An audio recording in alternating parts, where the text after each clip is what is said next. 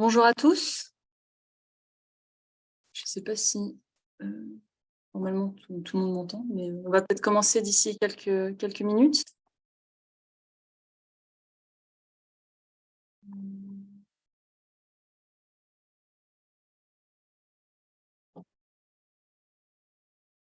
Je ne sais pas si Gabriel, est-ce que vous m'entendez? Parfaitement. Super. Eh ben, je pense qu'on va pouvoir commencer. Donc, bonjour à tous et merci d'être là pour le premier webinaire du GDRO3.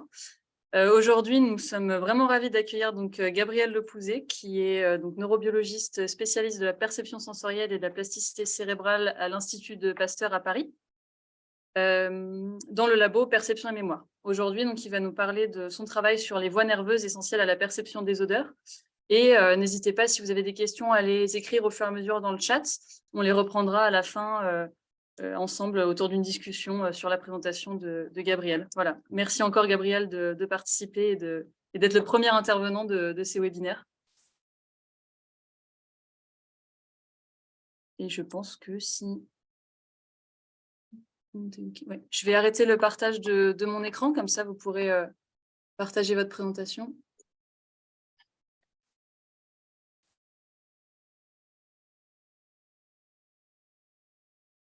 Eh bien, bonjour à tous.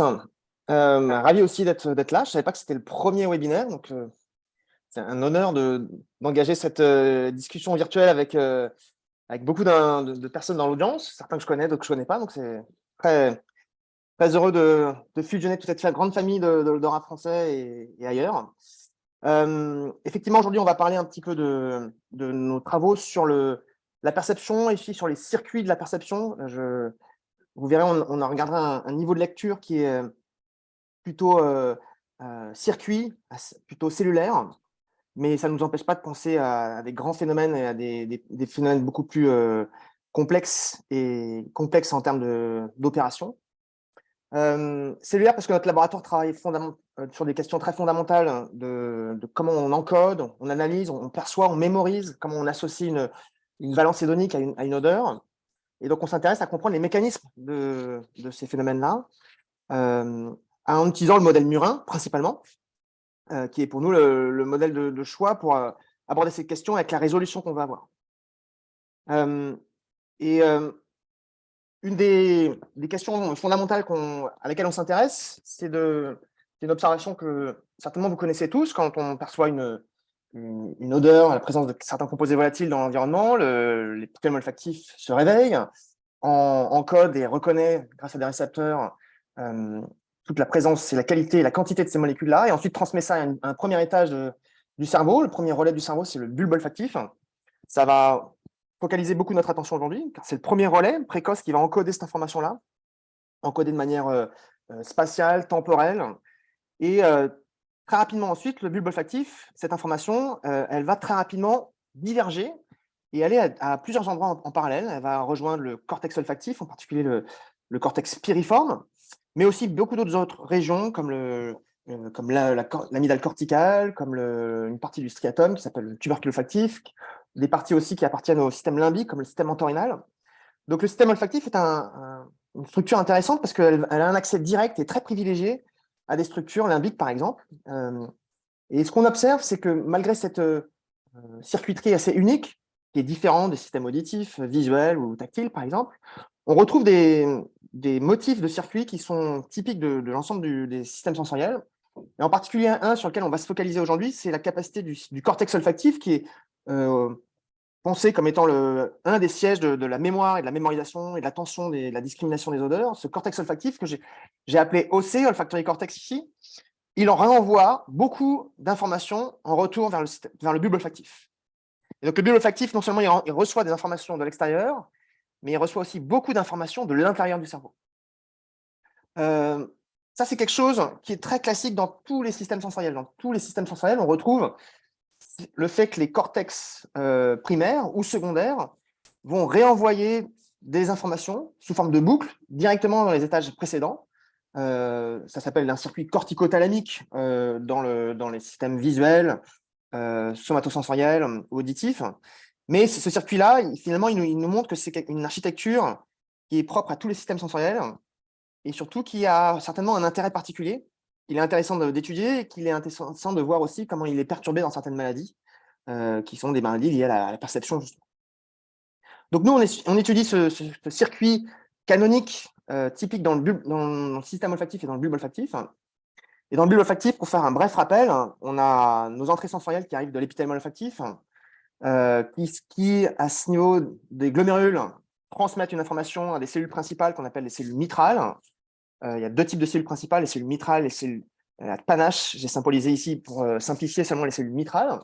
Donc les cellules mitrales, c'est vraiment les cellules qui vont intégrer cette information qui vient d'épithélium et qui vont ensuite transmettre directement ça dans les étages suivants, en particulier l'étage cortical.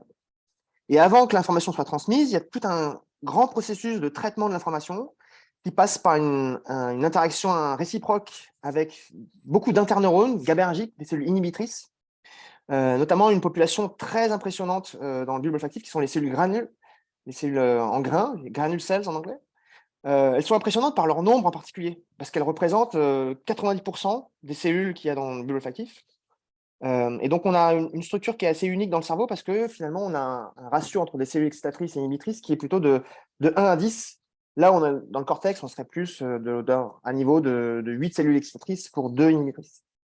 Donc, il y a un réseau important de cellules inhibitrices qui transforment, ajustent, modifient, contrôlent l'activité des cellules mitrales juste avant que l'information s'en aille pour rejoindre le cortex. Et ces cellules granulaires, elles focalisent beaucoup notre attention, elles sont nombreuses, elles ont aussi des propriétés intéressantes, c'est qu'elles ont une capacité à libérer des neurotransmetteurs directement depuis leurs dendrites. C'est des cellules qui n'ont pas d'axone. Et donc, leurs dendrites sont des microprocesseurs qui, à la fois, reçoivent une information et réenvoient une information. Et surtout, c'est des cellules qui sont intéressantes parce qu'elles ont des épines ici qui sont extrêmement dynamiques. Ici, je vous montre une vidéo qui a été prise par un collègue de notre laboratoire qui s'appelle Kurt Saylor, qui a imagé la même cellule et la même dendrite plusieurs jours, jour après jour, grâce à des techniques d'imagerie in vivo. Et en fait, on se rend compte que ces épines sont extrêmement dynamiques. Elles sont capables de bouger. Et surtout, on se rend compte qu'il y en a à peu près 40% qui sont assez dynamiques et qui bougent tout le temps. Donc, on a un circuit qui est vraiment en forte plasticité. Et ça fait partie aussi peut-être des particularités du bulbe olfactif. Alors, comme je l'ai dit, les cellules mitrales, grâce à l'action et la réciproque avec ces cellules inhibitrices, ensuite envoient les informations au cortex, qui est vraiment le siège de la mémoire, le siège de l'attention, le siège de la discrimination active, de l'attention sélective. Et parmi ces cellules du cortex, on a une population non négligeable de cellules pyramidales qui vont réenvoyer en retour des projections, qu'on appelle des projections cortico-bulbaires, pour être précis, ou aussi qu'on va appeler descendantes, puisqu'elles viennent d'étages supérieurs, des étages inférieurs, et qui vont targeter principalement les interneurones, mais aussi un petit peu les cellules principales, et qui vont donc activement remodeler l'information qui est déjà envoyée dans le cortex. Donc vous voyez, le cortex est quand même une structure positionnée de manière intéressante parce qu'elle est capable, finalement, de contrôler elle-même les entrées qui lui arrivent. Et donc, ces boucles qui se créent sont, pour nous et pour la communauté des chercheurs qui s'intéressent à ces boucles-là, sont un moyen, finalement, de contrôler de manière active et dynamique l'entrée qui rentre dans le cortex. Donc, comment ça marche? On étudie ça en particulier du point de vue anatomique. Une première question qui pourrait nous intéresser, c'est de savoir quelle est la diversité des entrées corticales qui reviennent dans le bulbe. Dans ce schéma ici, il faut essayer de diviser en deux dans votre tête. Dans le côté droit de l'image qui est ici, j'espère que vous voyez tous mon curseur, on a ici le bulbe olfactif, nos cellules mitrales ici qui vont relayer l'information, et là en bleu, je vous ai mis toutes les structures qui sont directement la cible des cellules mitrales. On retrouve le cortex piriforme qui est ici, on retrouve le tubercule olfactif, une structure striatale, l'amygdale corticale ici, on retrouve le cortex entorhinal. Donc vous voyez, les cellules mitrales sont les cellules qui projettent un très grand nombre de structures. Et ici, en vert, je vous ai mis l'ensemble des structures connues qui réinjectent des innervations directement dans le bulbe olfactif. Et là, on est surpris de voir qu'il y a un très grand nombre de structures qui innervent en retour l'information, le bulbe olfactif. Et beaucoup de ces régions qui sont ici en vert sont aussi des régions qui sont en bleu.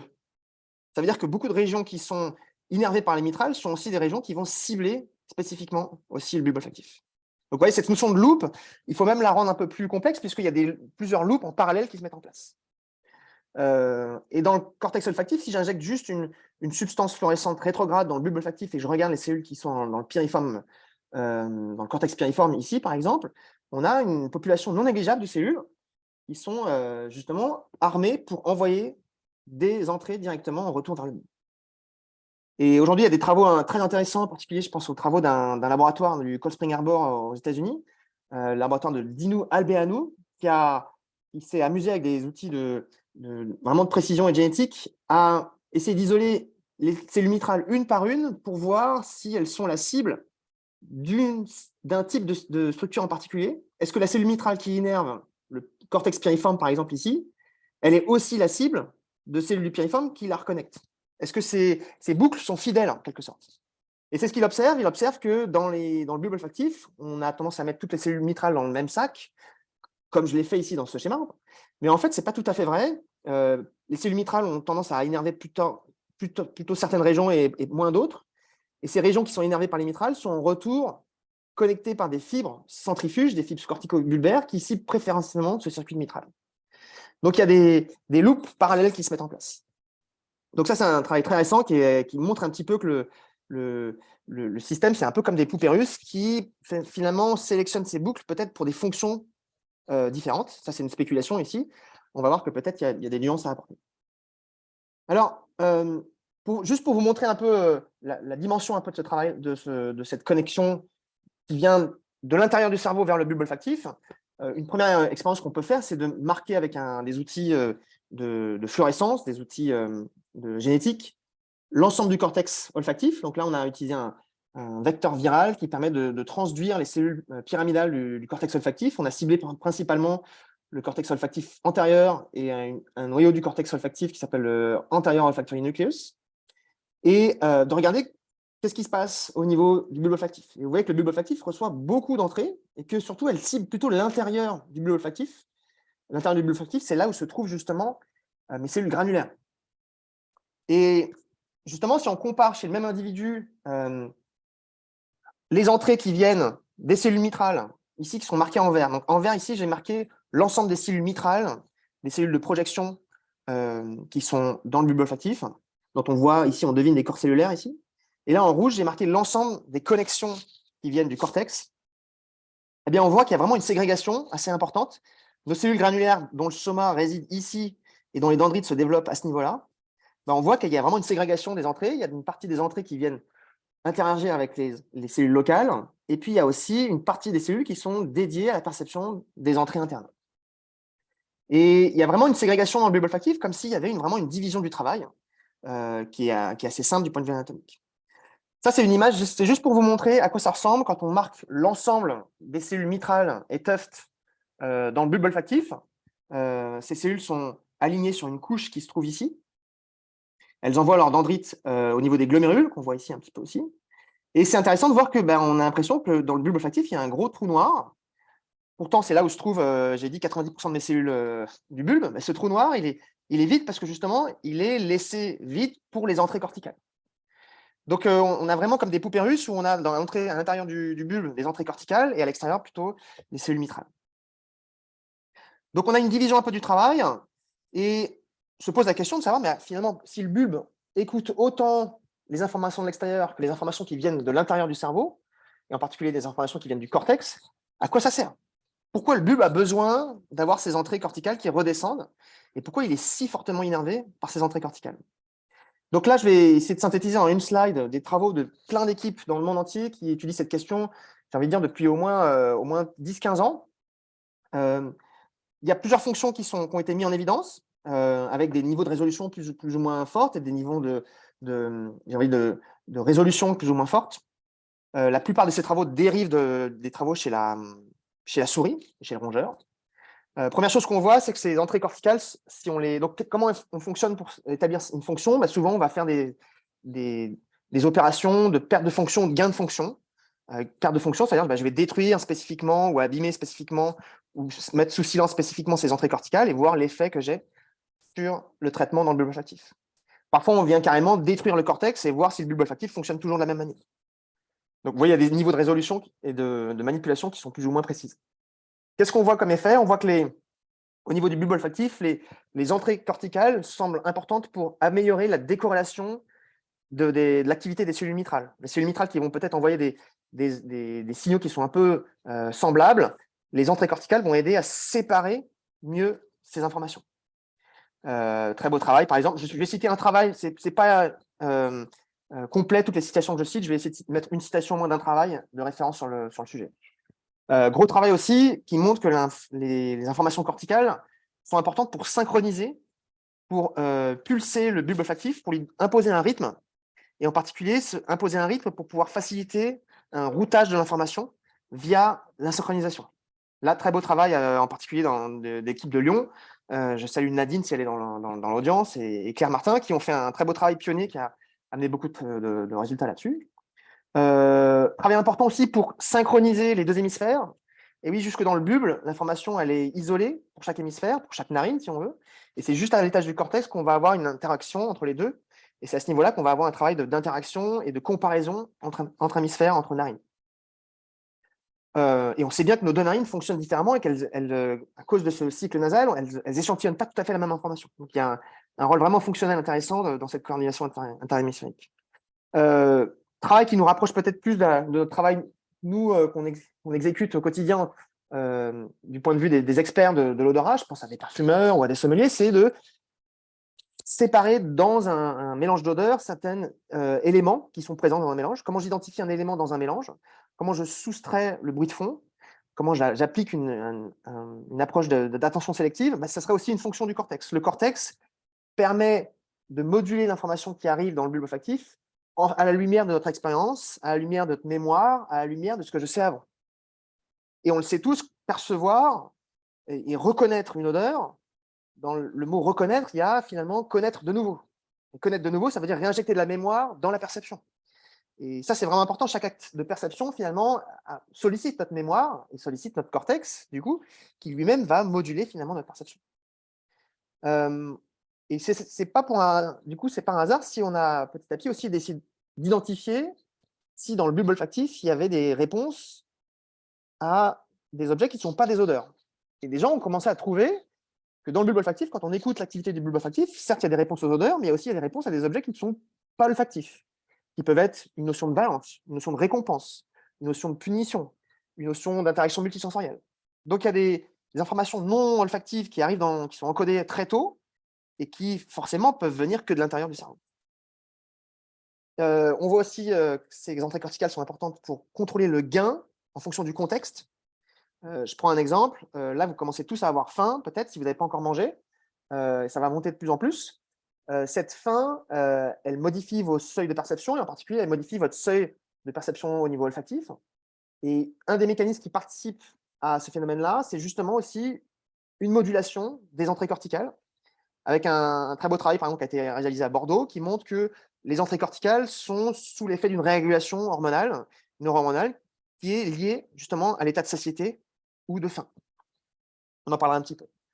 On voit que ces entrées corticales sont aussi importantes pour sculpter l'homéostasie du circuit. On voit que les cellules, le bulbe olfactif chez un rongeur est l'objet d'une neurogénèse adulte très importante.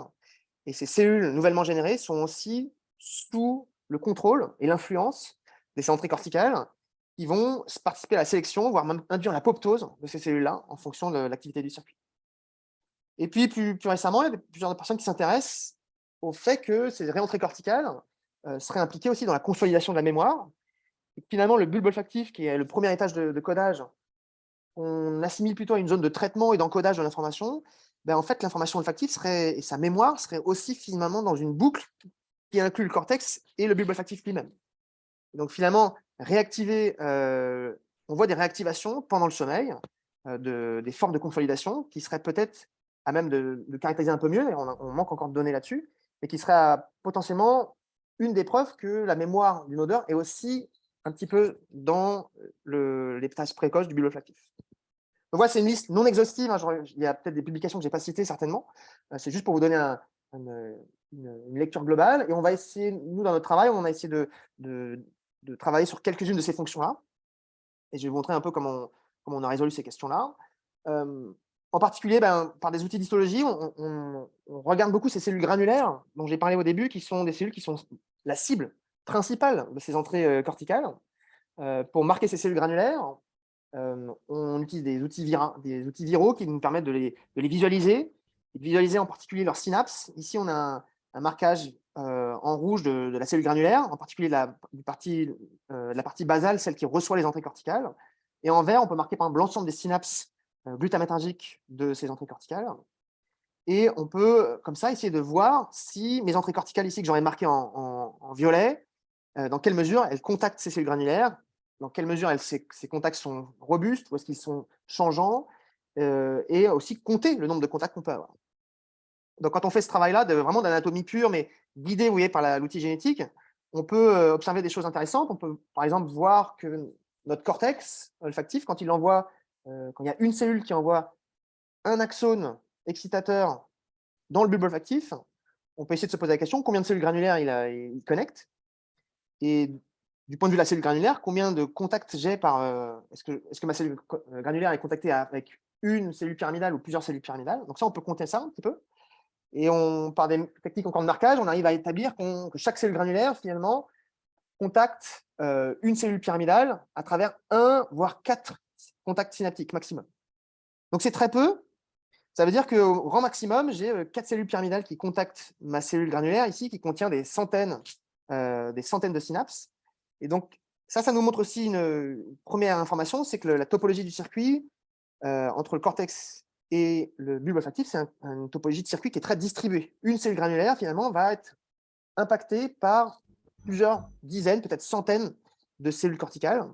Et une cellule corticale va impacter plusieurs centaines, plusieurs milliers de cellules granulaires. Donc, c'est très distribué. Il n'y a pas de fidélité, en tout cas, à l'échelle des cellules granulaires. Ce qu'on s'est amusé à faire, c'est de voir justement l'impact de l'exposition aux odeurs, et en particulier de l'exposition aux odeurs associée à une récompense, dans les connectivités qu'il y a, soit localement avec les cellules mitrales, soit avec le cortex. Donc, vous vous rappelez, dans ma cellule granulaire ici, je peux relativement séparer ce qui est en contact avec les entrées locales, ce qui vient du cortex. Et quand je fais ça, on peut compter le nombre de synapses ici qu'on a. Et ce nombre de synapses, on peut le compter chez des individus qui ont juste été exposés à de l'air, des individus qui ont été exposés à une odeur, et des individus qui ont carrément appris à associer une odeur avec une récompense. C'est un apprentissage qui dure pendant 15 jours, une modulation du contexte qui dure pendant 15 jours. 1 heure par jour pendant 15 jours, l'animal est soit exposé à juste de l'eau, soit exposé à une odeur de manière passive, soit carrément exposé à une odeur dans laquelle il doit apprendre qu'elle est associée à une récompense. Et ce qu'on voit, c'est que dans tous les compartiments dans tous les compartiments qui reçoivent des entrées corticales, chaque fois qu'il y a un apprentissage et que l'odeur est associée à une récompense, par exemple, on voit une augmentation du nombre de contacts en densité. Ce qui n'est pas le cas des entrées qui sont contactées au niveau local.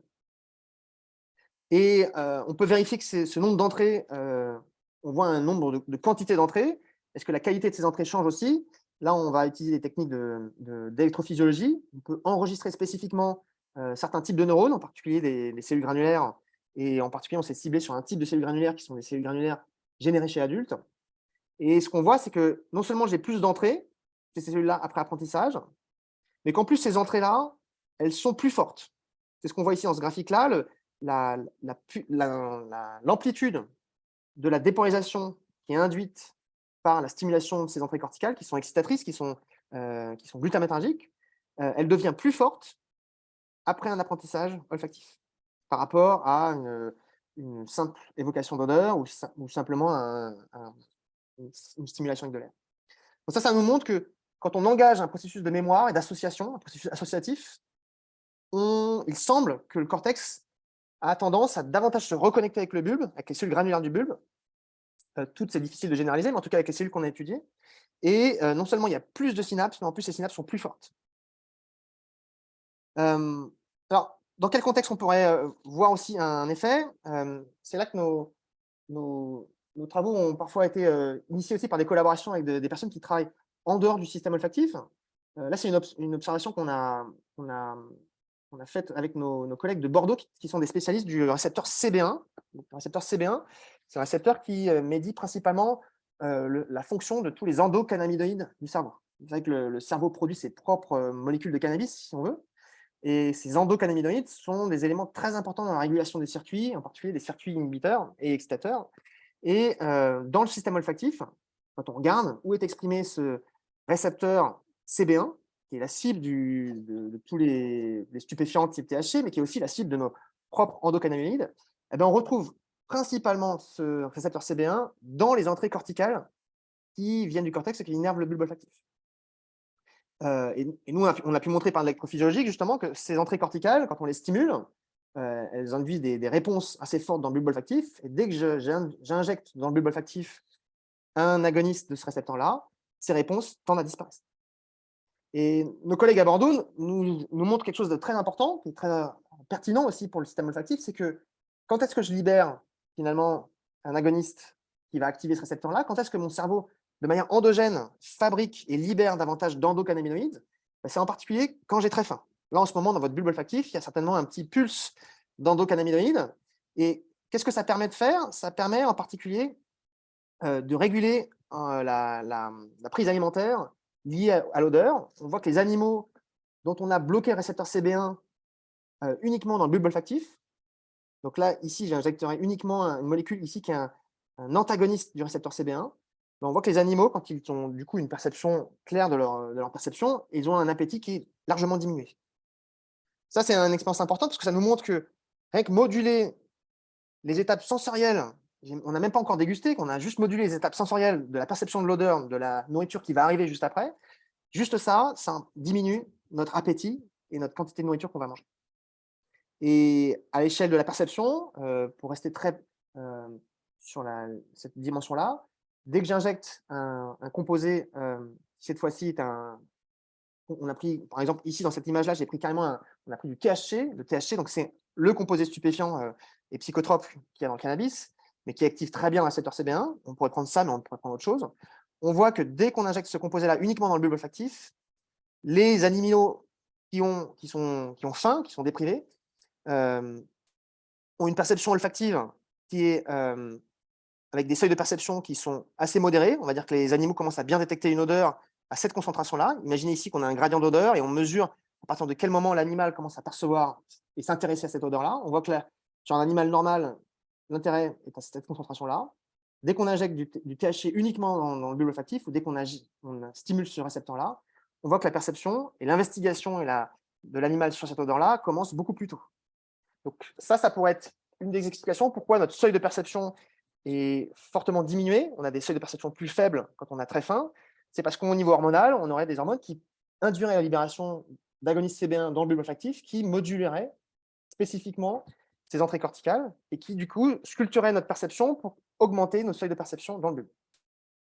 Donc, il y a plein de paramètres qui peuvent participer à aiguiser notre perception olfactive, mais en tout cas, chez la souris, c'est un paramètre qui est non négligeable et qui est suffisant pour voir ses effets.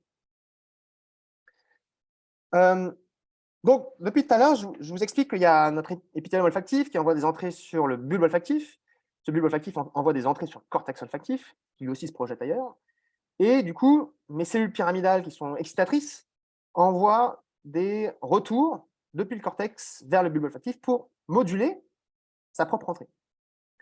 Et on s'est posé la question de savoir, est-ce que cette connexion ici, qui est pour l'instant décrite uniquement comme glutamatergique dans la littérature, qu'elle soit dans le système auditif, olfactif ou visuel, les entrées qui viennent du cortex et qui redescendent vers le bas sont systématiquement décrites comme exclusivement glutamatergiques.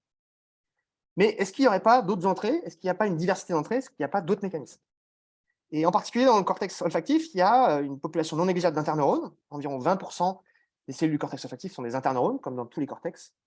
Et on se pose la question, est-ce que ces interneurones ne pourraient pas, eux aussi, directement envoyer des entrées dans le bulbe olfactif? Alors, à première vue, c'est une hypothèse un peu saugrenue parce que le mot interneurone, donc les interneurones, c'est des cellules GABAergiques qui sont inhibitrices. Ces cellules inhibitrices, elles ont été décrites comme interneurones parce que souvent, c'est des cellules qui restent locaux, des cellules qui permettent un traitement très local de l'information, mais qui ont souvent très peu de capacité de projection à longue distance. Ce qui n'est pas le cas des cellules de projection ici qui sont excitatrices, qui, elles, projettent très fortement à longue distance.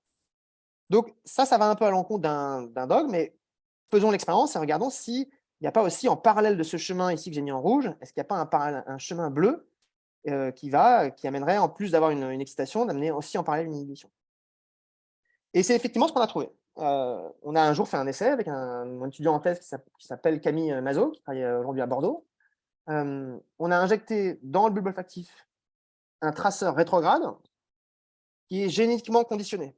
Donc l'expérience est ici. On va injecter ici un virus rétrograde dont l'expression en termes de fluorescence va pouvoir s'exécuter uniquement dans les interneurones. Donc toutes les cellules qui expriment ce gène ici, qui est un transporteur vésiculaire des interneurones, on va pouvoir voir de la fluorescence uniquement dans ces cellules-là. Et qu'est-ce qu'on voit apparaître? On voit apparaître tout un tas de cellules vertes dans le cortex olfactif, au même titre que dans d'autres régions qui sont connues pour envoyer des entrées GABAergiques dans le bulbe olfactif. Ici, on est dans les structures pallidales, alors que là, on est dans les structures corticales. Et donc là, vous avez une coupe sagittale. Depuis le bulbe du cortex, on voit le tubercule olfactif. Donc ça, c'est une région, par exemple, qui appartient au système olfactif, mais qui n'est pas marquée, alors que là, on a une région qui est bien marquée. Et quand on fait des coupes coronales, on voit plein de types cellulaires qui sont assez régionalisés. Il n'y en a pas partout. Et il y a des endroits où c'est beaucoup plus dense que d'autres endroits. Et ici, on a fait la quantification. Donc, pour les aficionados des différentes sous-régions du cortex olfactif, on en trouve davantage dans les régions antérieures du cortex olfactif, beaucoup moins dans les régions postérieures. On n'en trouve pas du tout dans le tubercule olfactif, très peu dans l'otorhinal, très peu aussi dans l'amygdale corticale. Et ces cellules-là appartiennent aux interneurones locaux. Quand on parle d'interneurones dans le monde des interneurones, il y a 3 sous-populations d'interneurones qui apparaissent, qui sont connues.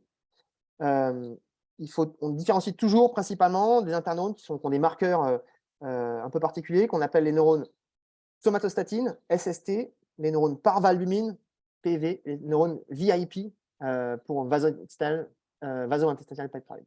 Bon, il faut juste retenir que c'est 3 catégories d'interneurones très classiques qui sont étudiées dans le cortex. Et donc, dès qu'on étudie les interneurones, la première question qu'on vous pose, c'est mais quel type d'interneurones établit ces connexions à longue distance? Quels sont les interneurones que tu vois? Donc, on refait la même expérience qu'on a fait avant, avec un marquage rétrograde. On a aussi fait un marquage antérograde, en utilisant ici ces lignées génétiques qui nous permettent de subdiviser les différents types d'interneurones. Donc, tout ça, c'est GABAergique, mais qu'est-ce qu'on a comme cellules?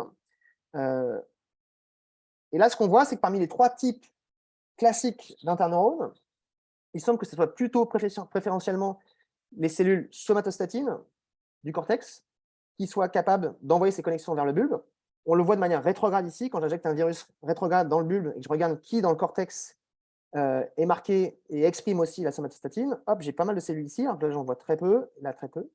Et en termes d'innervation, on voit que ces cellules que j'ai marquées ici en vert, si je les marque dans l'autre sens, j'injecte dans le cortex et je regarde qu'est-ce qui arrive dans le bulbe, ben là j'ai beaucoup de fibres, alors que là j'en ai relativement peu. Donc ça, c'est important dans le domaine des circuits d'avoir cette information-là. Question suivante. OK, on voit des cellules inhibitrices du cortex qui reprojettent dans le bulbe olfactif, très intéressant, mais quelles sont les cellules du bulbe olfactif qui sont ciblées par ces innervations? Donc là, travail de patch clamp en série, où on va enregistrer quasiment chacun des sous-types de cellules qu'il y a dans le bulbe olfactif. On retrouve les cellules principales ici, les cellules mitrales, les cellules à panache, les cellules périglomérulaires, les cellules granulaires. Et donc, on a patché chacune de ces cellules-là, chaque point ici est une cellule, et on a regardé dans quelle mesure ces cellules reçoivent une innervation.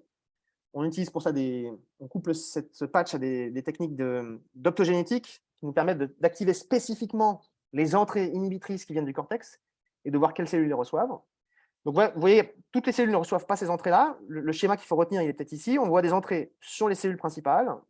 On voit des entrées sur les interneurones profonds.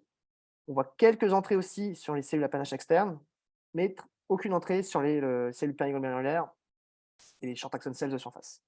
Bon, peu importe. Il faut retenir que finalement, ces entrées GABAergiques innervent à la fois des cellules principales et des cellules locales interneurones. La question qu'on peut se poser ensuite, c'est à quoi ça sert? Qu'est-ce que ça fait sur le circuit? Quand je stimule spécifiquement ces entrées inhibitrices qui viennent du cortex et qui reviennent dans le bulbe, qu'est-ce qui se passe? Donc pour répondre à cette question, on va en particulier imager les cellules principales du bulbe olfactif. C'est celles qui transmettent l'information. Donc toutes les informations qui sortent du bulbe olfactif sont amenées par ces cellules principales. Donc on va enregistrer spécifiquement ces cellules principales.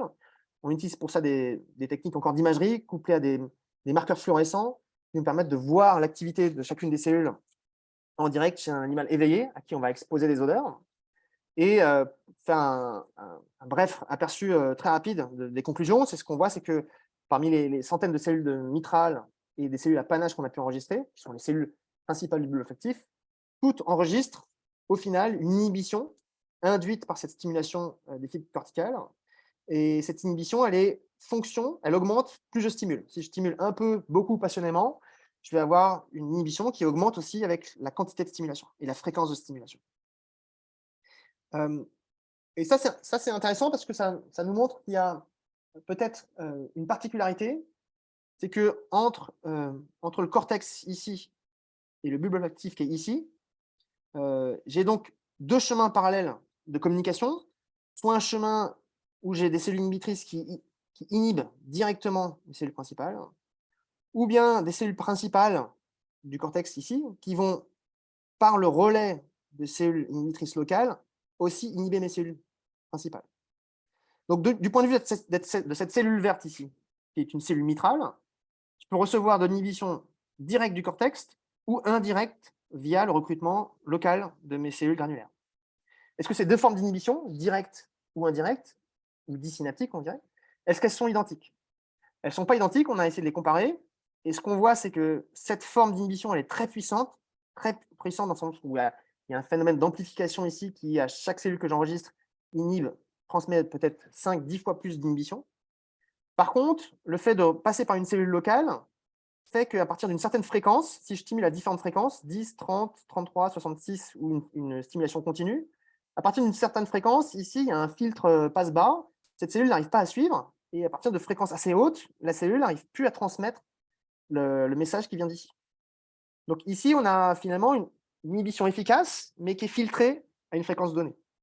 Alors que quand j'ai une inhibition directe, là, il n'y a aucun phénomène de filtrage, puisqu'elle est directe, et du coup, même les hautes fréquences passent. Donc ça pourrait expliquer aussi pourquoi on a conservé dans l'évolution ces deux types de circuits en parallèle, c'est que pour certaines hautes fréquences, ce circuit-là a l'air favorisé par rapport à celui-là. Alors, je termine, parce que c'est ma dernière slide, et après je prendrai des questions avec plaisir. On a aussi regardé un peu l'impact sur la perception. Si je m'amuse à inhiber ces entrées inhibitrices qui reviennent du cortex, qui reviennent dans le bulbe, qu'est-ce qui se passe chez l'animal? On voit des effets en particulier sur la discrimination d'odeurs et sur la discrimination d'odeurs très fines. Quand on demande à l'animal de comparer des odeurs qui sont très semblables, si j'inhibe spécifiquement, si je neutralise spécifiquement de manière réversible uniquement ces entrées inhibitrices dans le bulbe, je vois que les animaux ont des difficultés à discriminer des odeurs semblables. Alors que pour des odeurs très différentes, je sais pas, orange versus citron par exemple, pas de problème. Mais dès que je commence à comparer deux types de citrons, par exemple, un citron vert, un citron combava, je vais prendre des idées assez imaginaires, mais c'est des exemples qu'on a pu prendre localement. Dès que je vais prendre par exemple des molécules comme des énantiomères, de limonène par exemple, un limonène moins, un limonène plus, je vais voir que les animaux ont des problèmes quand on neutralise spécifiquement ces entrées corticales. Donc ce travail nous montre que finalement les entrées corticales sont diverses, qu'elles sont peut-être capables d'amener des propriétés différentes, et que le système olfactif a besoin en fait d'avoir ces chemins parallèles pour pouvoir peut-être être guidé et modulé de manière dynamique en fonction des contextes, en fonction des besoins, en fonction aussi des sollicitations internes ou externes, et que finalement cette richesse de contact ici, elle permet vraiment de rendre la perception olfactive très dynamique et d'être aussi guidé finalement plus par l'intérieur du cerveau que par l'extérieur. Notre perception, elle est peut-être plus construite que réelle. Et ça, vous avez vu au niveau anatomique, ça se voit au niveau du bulbe olfactif. Finalement, le bulbe olfactif, il écoute autant l'extérieur que l'intérieur. Et l'information qui vient de l'intérieur, elle est extrêmement importante pour contrôler justement ce qui se passe dans ce premier étage. Je vous remercie pour votre attention. Beaucoup de ce travail a été réalisé en particulier par Camille Mazot, qui est aujourd'hui en postdoc à Bordeaux, dans le centre Agendy. Antoine, qui a fait tout ce travail de patch clamp ici. D'autres étudiants qui ont travaillé. Et puis, remercier aussi les collaborateurs qui nous fournissent nos outils génétiques. Nous, on n'est pas du tout généticiens, on n'est pas du tout des biologistes moléculaires. Et donc, on a besoin très souvent d'avoir l'appui de ces personnes qui nous permettent d'avoir des outils qui fonctionnent très, très bien et qui nous permettent d'interroger cette échelle de circuits et des systèmes. Voilà, merci beaucoup. Merci beaucoup, Gabriel, pour cette présentation qui était vraiment passionnante. Si on a le temps pour quelques questions, il n'y a pas eu de questions écrites dans le chat, mais si les participants veulent poser une question. Tout le monde a faim. Mariana, j'ai vu que tu avais levé la main, donc si tu veux ouvrir ton micro et poser la question, je te laisse. Ah non, tu as applaudi, pardon.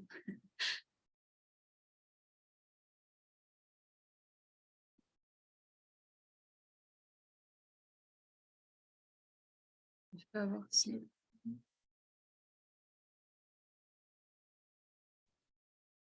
Moi, j'en ai une. Si personne se lance.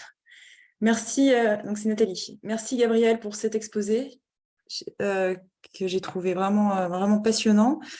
J'ai juste une petite question pour savoir si ces projections inhibiteurs sur le bulbe se répartissent de façon homogène sur tout l'axe antéro-postérieur du bulbe olfactif ou en fonction des dorso-ventral. Est-ce qu'il y a une répartition particulière dans le bulbe ou est-ce que vous avez pu regarder ça? Alors, on n'a pas vu de biais particulier antéro-postérieur. On n'a pas vu de biais dorso-ventral. Là, on voit un biais, c'est que c'est des entrées qui innervent davantage les couches supérieures de la couche des grains. Tu vois, dans la couche des grains, on sépare les deep granule cells et les superficial granule cells. Tu es très familière avec ça, donc je me permets d'utiliser des termes un peu techniques. Et les fibres GABAergiques ont l'air de cibler plutôt les superficial granule cells, si je devais donner un exemple. Super, d'accord, merci. Mais on en retrouve dans la couche des cellules mitrales, on retrouve des fibres aussi un tout petit peu dans l'EPL, elles ne sont pas très nombreuses. Et on en retrouve aussi un petit peu au niveau de la...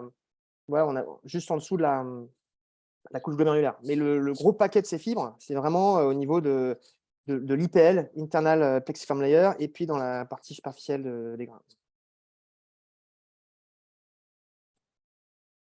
Pour peut-être répondre aussi à ta question, on s'est posé aussi une autre question, c'est que ces cellules inhibitrices du cortex qui projettent dans le bulbe, est-ce qu'elles projettent ailleurs? Est-ce qu'elles envoient des informations, des collatérales à d'autres endroits du cerveau? Ce qui en soi serait intéressant parce que ça voudrait dire qu'il y a des paralysations d'informations. Ce qu'on voit, c'est quand on marque spécifiquement ces cellules-là et qu'on regarde où est-ce qu'elles projettent très fortement dans le bulbe, très fortement dans l'AON, très fortement aussi dans l'APC, mais c'est tout.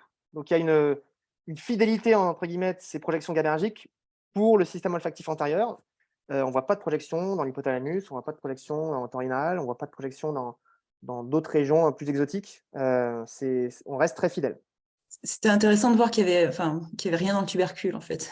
Oui, moi, il y a vraiment rien. J'avais fait un pari là-dessus et j'étais aussi un petit peu déçu. Par contre, dans le tubercule, on voit beaucoup de fibres qui viennent du NDB, par exemple, ou de l'HDB. Projette à ce niveau-là. Ouais. Super, merci. Moi, j'ai une question. Donc, merci beaucoup pour cette présentation. Et je voulais vous demander, est-ce que vous avez remarqué une fonction, des projections différentes des cellules granulaires qui seront présentes dans la couche démitrale? Parce qu'on voit toujours quand même des granulaires dans la couche démitrale et je voulais savoir si vous avez observé des différences sur les projections. Alors, c'est une bonne question parce que le gros problème des cellules granulaires dans les mitrales, pour nous, c'est un problème quand on applique des outils un peu de clustering pour être sûr qu'on a des grosses cellules mitrales quand on les image. On se débrouille pour vraiment tout le temps supprimer ces cellules granulaires qui sont dans la couche des mitrales. Et du coup, on a les enregistrements, mais on a tout fait pour ne pas analyser ces cellules-là. Donc, si tu veux, j'ai envie de te dire, est-ce qu'on pourrait te renvoyer les données brutes de l'imagerie qu'on a faite pour que toi, tu fasses l'inverse de ce qu'on a fait, vraiment en miroir. Tu regardes juste les cellules granulaires, donc les petites cellules avec un petit filtre spatial, et pas les cellules principales. Et tu regardes comme ça ce qui se passe. Et je ne peux pas te répondre, parce qu'on a volontairement écarté ces cellules qui sont pour nous une distraction, entre guillemets, mais c'est certainement des cellules intéressantes. En tout cas, dans leur projection, on voit, peut-être tu le sais mieux que moi, que ces cellules granulaires, elles projettent plutôt dans les parties très hautes du cortex de l'EPL. Elles sont plutôt dans la partie externe. Donc, on imagine plutôt des connectivités avec des tuft cells, voire peut-être des external tuft. Et puis, ces cellules qui sont dans la couche des mitrales, on voudrait les dessiner comme des cellules granulaires, mais parfois elles ont des morphologies qui sont un petit peu différentes. Peut-être qu'il y en a qui ont aussi peut-être des axones, et ça serait des displaced short axon cells. Donc, je pense que ça mériterait de voir un petit peu la diversité qu'il y a de ces cellules dans la couche des cellules mitrales, pour voir ce qui se passe. Ouais. Je vois que Maxence, tu as la main levée si tu veux prendre la parole pour poser ta question. Super présentation, c'était très passionnant. Merci beaucoup, Gabriel. Moi, j'ai une question sur cette voie du cortex jusqu'au bulbe olfactif, et on voyait un apprentissage plus élevé avec un réenforcement positif. Est-ce qu'un réenforcement négatif a un meilleur effet, un plus gros effet? Aucune idée. On n'a pas testé cette hypothèse. Il y a une différence importante à prendre en compte, c'est que quand on fait un apprentissage positif avec renforcement, avec une récompense, on fait à peu près 200 à 400 essais pour que l'animal apprenne à reconnaître et à associer banane égale récompense, fraise égale pas de récompense. Donc 200 essais, c'est pas mal. Et c'est ce qu'on fait à peu près par jour. Quand on fait une stimulation avec punition, l'animal apprend beaucoup plus vite. Et en 2, 5, 10 essais, pas besoin d'aller beaucoup plus, l'animal a déjà appris. Et du coup, si j'étais obligé de répondre à ta question en faisant des expériences où je compare exactement la même chose, je serais obligé de faire 200 coups de choc à ma souris pour pouvoir induire une stimulation sensorielle équivalente, ce qui serait en soi pas forcément une bonne idée. Donc, voilà, si je compare à apprentissage égal, un apprentissage négatif va être beaucoup plus rapide, et du coup, l'exposition à l'odeur va être beaucoup plus diminuée. Et donc, je serais embêté parce que je ne sais pas si je vois un changement dans mon système, dans mes nombres de synapses, par exemple, est-ce que c'est parce que je vois un effet de l'apprentissage ou un effet de l'exposition ou l'interaction entre les deux? Et donc, voilà, je suis incapable de te répondre parce qu'on n'a pas comparé ça proprement. Mais c'est une bonne question parce que ça engage certainement d'autres circuits, peut-être d'autres circuits corticaux en particulier. Là, je ne l'ai pas montré, mais il y a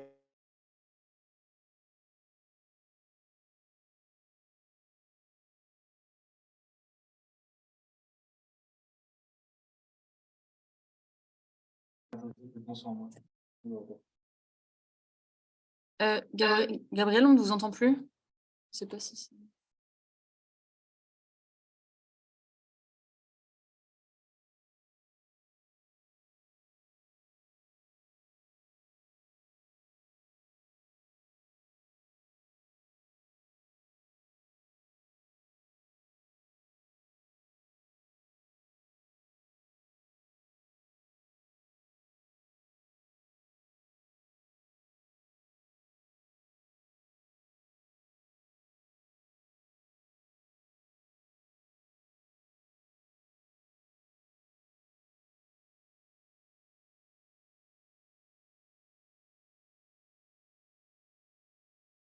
je crois qu'on a eu un petit problème de connexion avec Gabriel. Je vais essayer de le contacter. Mais voilà, merci à tous. En tout cas, j'en profite pour vous remercier à tous d'avoir assisté à ce premier webinaire et à cette présentation.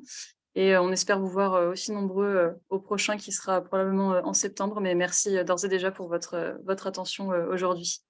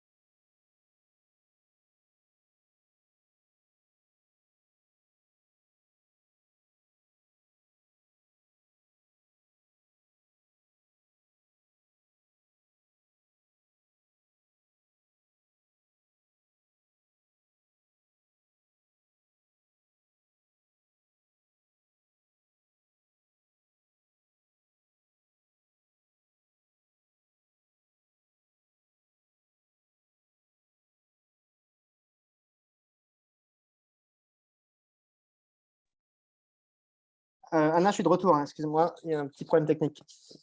Oui, pardon, désolée, j'étais en Heureusement, train de ça mettre un s'est message. passé juste à la fin, donc c'était parfait timing. Ouais, bah, pas de, voilà, pendant votre absence, je remerciais l'audience d'être présent et bah, maintenant je peux vous remercier vous directement aussi pour votre présentation qui était vraiment passionnante et voilà pour avoir participé à ce premier webinaire. Nous, on est très contents d'avoir pu vous recevoir aujourd'hui, donc merci.